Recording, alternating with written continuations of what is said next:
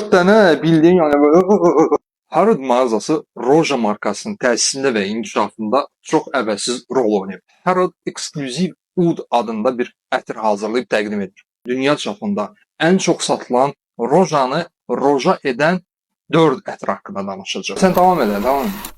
Harrod ətirinin əsas özəlliyi valeriyan notunun istifadə edilməsidir. Otunun demirəm, notunun. Çünki valeriyan qoxulu ətirlər ümumiyyətlə parfümeriyada yox səviyyəsindədir.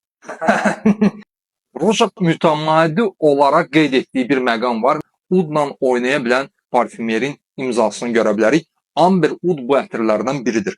Ətirin ilk notlarında zəfəran və Oudun xoş qoxusunu hiss edəcəksiniz. Xoşa gələn biraz da ağac dolunlarını ehtivalayan Oud qoxusudur. Birazdan isə şirin, şəkər, mürəbbəyə çevrilmiş, xarlanmış qızılgüldür. Ən yaxşı halda bir sutkadan sonra orada əmbərin qoxusunu hiss edəcəksiniz. Baxmayaraq ki, ətirin adı Amber Ouddur. Mənim kimi palıd mamırını sevənlər də nəzərə alıb, Midsummer bu ətirlərdən biridir. Selfridge mağazasının Shakespeare Fashion tədbiri üçün hazırladığı ətirdir.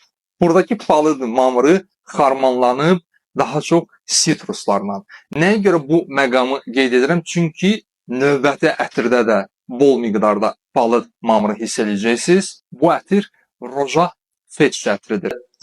Dəydi getdi. Buradakı palıd mamırı daha çox palıd şibyəsi sözünə layiqdir. Biz bilirik ki, palıd mamırı əslində göbələkdir, şibyədir, yəni ot tərkibli bir şey deyil.